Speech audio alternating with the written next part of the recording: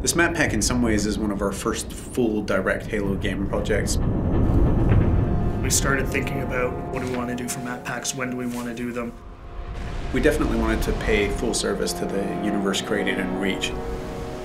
One big consideration when we were working was how do we fit this to the fiction? All these maps are unique from the story standpoint of being places that are snapshots around the Reach universe as Reach is falling. You're constantly confronted with the fact that there's this beautiful place, but it's not going to be there forever.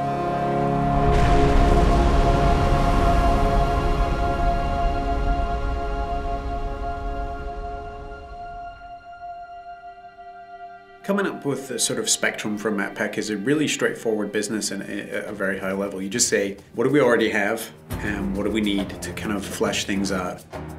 Everyone on the right side is working on super top secret stuff I can't talk about. And then everyone over here is also working on super secret stuff. Certain Affinity, we're an independent developer. This team is kind of spread out where we have artists down here in Austin, Texas.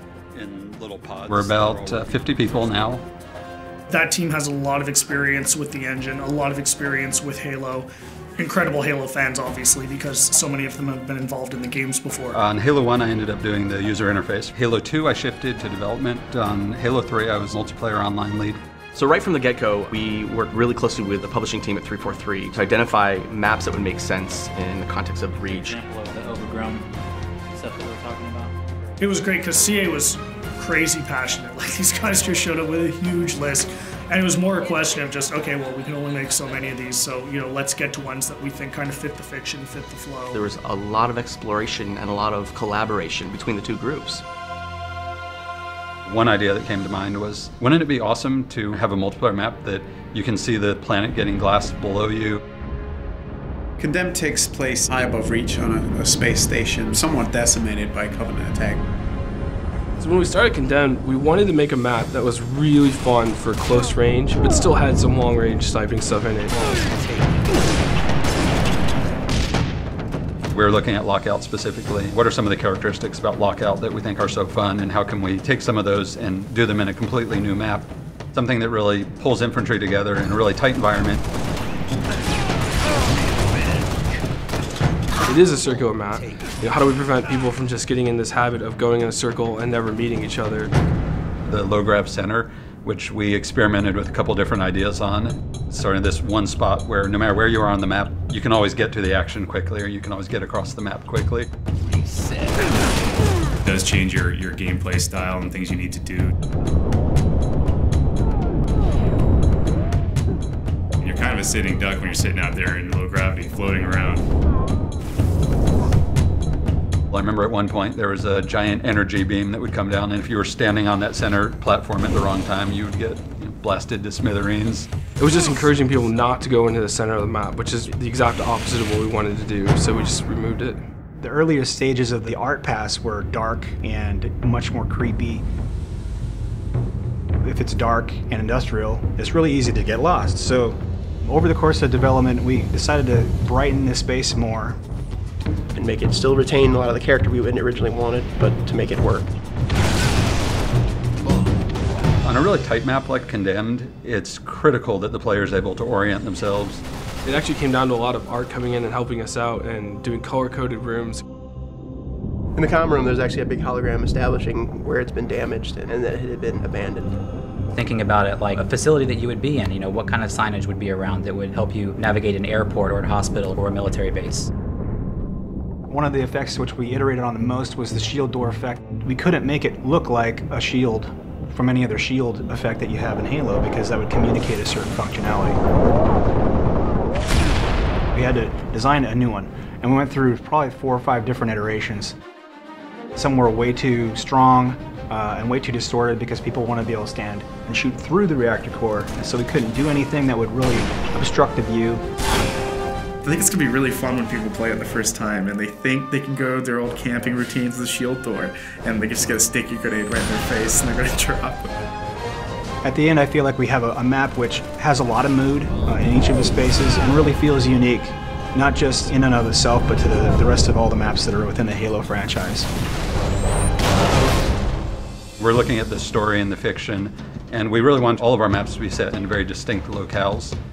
Highlands is a military training preserve where certainly Spartans did some training. You have the guard tower in the middle, judging the war games. The Pelican crash landed that had a bunch of Spartan 2s on it. The Covenant coming in and glassing the entire planet. The lighting for Highlands was really based around the idea of a forest fire. The closest thing we could come up with to glassing, nearby glassing. In some of the original concepts that we did, we were really going for more of an abandoned training facility. We had vines growing up, the buildings, and lots of overgrown foliage. Originally, the waterfall, which comes down through the middle of the map, flowed over and actually kind of hid the gully where the ghost is in there. While it's very interesting to do that kind of work, it doesn't really line up with the Halo aesthetic. Sometimes it's really good to just go back to a really simple shape and just get players meeting as fast as possible. From the ground up, we wanted to make a giant expanse with bases in it and vehicles in it. What's the flow of the vehicles going to be? How are they going to move across the map? And then how, on top of that, are the infantry going to move? We made it big because we wanted it to be very vehicle focused. One of the reasons I think it works well as objective is you have so many different options to how to get from point A to point B. It's a weird hybrid of Blood Gulch style map kind of as a foundation, but mixed with these much more complex infantry spaces and these tighter spaces and all this verticality. But also having a variety of different locations that you can kind of hide and sneak and kind of make your way through the map and hopefully find the other person before they see you in the sights. Definitely speaks to the Halo of yore.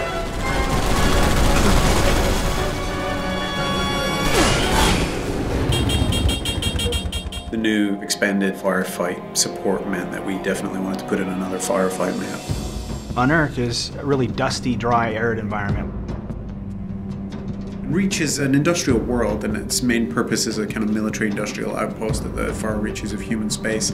It's quiet. You can see the tire tracks on the ground where there's been human activity, but it's gone. It's a ghost town. It's a ghost world. So you're seeing this huge open-cast mining facility with these kind of step plateaus where the minerals are being extracted from the ground. The complex itself is built right next to a meteor impact, so it made unearthing the titanium really easy. Set, start. Creating a firefight map is a very different experience. We have to account for all these different types of AI of all different sizes, of all different movement types. Phantoms come in and supply the enemies to the outer perimeter. Hunters are almost 2 times the size of a player. When you go to put a door in, can this giant hunter fit through it? We really wanted to make a map that would allow people to jetpack from multiple levels. We wanted people to be able to armor lock in hallways and block the AI and get them to have to move and do different things. We cater to a wide variety of playstyles. If you want to do close quarters combat, there's opportunity for that in there. If you want to just get in a vehicle and run havoc and run over, 40, 50, 60 grunts, then you can. They want more vehicle combat in firefight because that just adds a different dynamic than just being a Spartan on foot. There's an inherent oval racetrack, and we have warthogs. So you put 2 and 2 together, you can run laps through the map. So there's literally through the main structure, and then under the bridge, and then back around. You can load up with your buddies, get a rocket launcher, rod, and shotgun, and then run laps and just rack them up. Just mauling through tons of Covenant. It adds this kind of exclamation point on the excitement and fun that is firefight. I hope that when players first play Unearthed, that they take a look around and just feel inspired and in awe of the grand scale of things, because it's a huge map.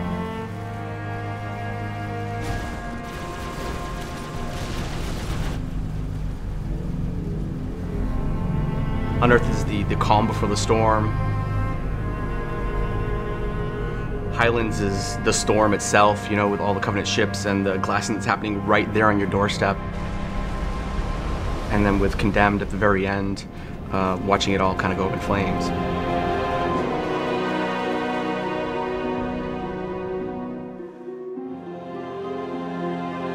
This is really something being created by 343 and CA and just being created by a bunch of diehard Halo fans. This is our core business. This is all we're doing from now on is Halo games and Halo support and Halo maps. We have resources, we have people, and we're going to throw those people and those resources and that talent and that effort to the Halo franchise, and it's a huge responsibility. People should understand that we understand that and we respect that, and we're going to do everything that we can.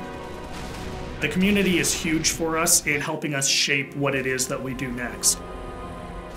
The more vocal the community is, the more they tell us what they like, the more we can make sure that we try to give them that experience.